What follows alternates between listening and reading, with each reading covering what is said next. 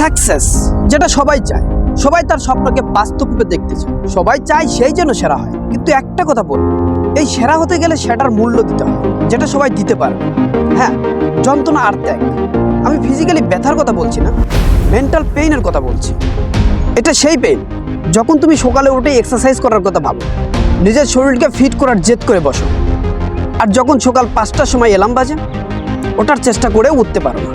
তোমার মধ্যে যে অলসতার সৃষ্টি হয় সেই জায়গা থেকে পাওয়া মেন্টাল পেইন।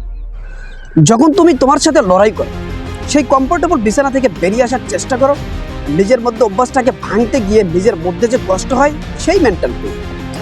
যখন তুমি পরীক্ষার কিছুদিন আগে পড়বে বলে বসো, আর বই খোলার কিছুক্ষণ পরেই তোমার ঘুম এসে যায়, আর যখন মনে হয় ফোনটার একটু নোটিফিকেশনগুলো চেক করে নিই, মনে হয় অসম্পূর্ণ ওয়েব সিরিজটা একবার শেষ করে নেই, যখন মনোযোগ দেওয়াটা মুশকিল হয়ে যায়, আর যখন তুমি ওইসব করার থেকে নিজেকে বাঁচাতে থাকো, মুখে ঠান্ডা পানি দিয়ে আবার পড়তে বসো, এখান থেকে পাওয়া মেন্টাল পেইন।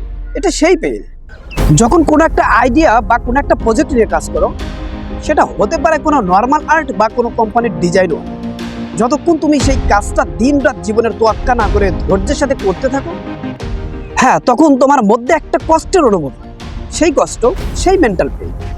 যখন তোমার ঘুম রিল্যাক্সের ইচ্ছা হয়, কিন্তু ক্যালেন্ডারের ডেডলাইন তোমাকে ঘুমাতে রিল্যাক্স দিতে দেয় না, বিছানা থেকে উঠে বিছানাকে লাথি মেরে আবার যখন তুমি কাজটি শুরু করবে, তখন তোমার মধ্যে একটা কষ্টের অনুভব হয়, সেই মেন্টাল পেইন, সেই কষ্ট, সেই ত্যাগ। যখন তোমার সমস্ত বন্ধু আর কলিগরা সিগারেট আর মেন নেশায় মত্ত, তোমাকে জোর করা সত্ত্বেও যখন তুমি সেই সব জিনিসগুলো শুয়েও দেখবে না, নিজের শরীরকে, নিজের বডিকে বহুদিন পর্যন্ত সুস্থ সবল আর ফিট রাখার জন্য সেই মুহূর্তের আনন্দের ত্যাগ শিকার, সেই মেন্টাল পেইন। যখন তোমার সমস্ত বন্ধুরা কনসার্ট আর ডিজে পার্টিতে এনজয় করবে, সোশ্যাল মিডিয়াতে সময় নষ্ট করবে, আর তোমাকেও সাথে নেওয়ার জন্য ফালতু বন্ধুত্বের দোহাই দিবে, আর ঠিক সেই সময় যখন তুমি নিজেকে ঘরের মধ্যে আবদ্ধ রেখে সবাইকে নিষেধ করে দাও, এখান থেকে পাওয়া মেন্টাল পেইন, সেই কষ্ট, সেই ত্যাগ। হ্যাঁ, যখন তুমি কলেজ থেকে বাড়ি ফিরো, ফ্রি বাইকে ঘুরতে নিয়ে যাবে শোনার পরেও যখন নিজেকে পড়ার জন্য প্রস্তুত করো, নিজের ভবিষ্যতের জন্য সেই ফালতু বন্ধুত্বের ত্যাগ স্বীকার করো, সেখান থেকে পাওয়া মেন্টাল পেইন, সেই মেন্টাল পেইন। পড়া শেষ করতে না করতেই যখন প্রিয় মানুষটির SMS তোমাকে পড়া থেকে উঠতে বাধ্য করে, তার ভালোবাসা যখন তোমার প্রতি বেড়ে ওঠে, তোমার সেই ভালোবাসার সাথে সাথে রেসপেক্টও করতে থাকে এবং তোমার কাছে আসার চেষ্টা করতে থাকে, বারবার তোমাকে দেখা করার জন্য অনুরোধ করতে থাকে, আর তখন তুমি তাকে বাধা দাও, সমস্ত ভালোবাসা ফিলিংস শেষ করে দাও, এখান থেকে পাওয়া মেন্টাল পেইন। তুমি তো জানো, হয় তুমি হ্যাপিলি ম্যারিড কাপল হতে পারবে, আর না হয় তুমি হাইলি সাকসেসফুল হতে পারবে। একসাথে দুটো কখনোই করতে পারবে না। নিজের চোখের পানি নিয়ে নিজের স্বপ্নের জন্য ভালোবাসা দেয়। আর এর থেকেও বড় সমস্যা হলো যখন তোমার বাবা মার ভাবনা চিন্তা তোমার থেকে সম্পূর্ণ আলাদা, যখন তোমার স্বপ্নকে, তোমার ভালো লাগার কাজটিকে তারা বুঝতে পারবে না, তোমার সেই ভালো লাগার কাজটি তাদের কাছে ফালতু মনে হবে, যখন তোমার প্রিয় কাজটির সাথে সাথে তোমার প্রিয় মানুষটিকেও জীবন থেকে হারাতে হবে, সেই প্রিয় মানুষটিকে যাকে তুমি এই পৃথিবীর সব থেকে বেশি ভালোবাসো, এখান থেকে পাওয়া মেন্টাল পেইন।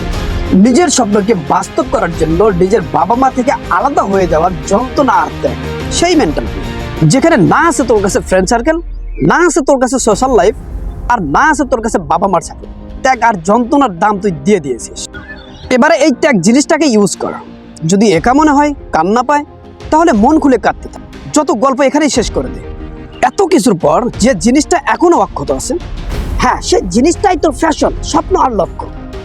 দিনের 18 ঘন্টা পরের 5 বছর পর্যন্ত চাই পুরো জোশ নিয়ে পরিশ্রম করতে, নিজের সেই কাজটিকেই সবচেয়ে বড় করে, নিজের সমস্ত ভালোবাসা নিজের কাছে নিংড়ে দে, তারপরেই দেখ নিজেই এসে তোর দরজার সামনে হসট খেয়ে পড়বে সাকসেস। এভরিথিং ইজ পসিবলের পক্ষ থেকে আমি সজীব, আর আমার পুরোপুরি বিশ্বাস আছে তুমি তোমার স্বপ্নকে বাস্তব করতে যে কোনো ত্যাগ স্বীকার করতে হোক না কেন, যে কোনো পরিশ্রম করতে হোক না কেন, তুমি তো অবশ্যই করবে। এবং আমার এটাও বিশ্বাস আছে তুমি তোমার স্বপ্নকে একদিন বাস্তব করে দেখাবেই।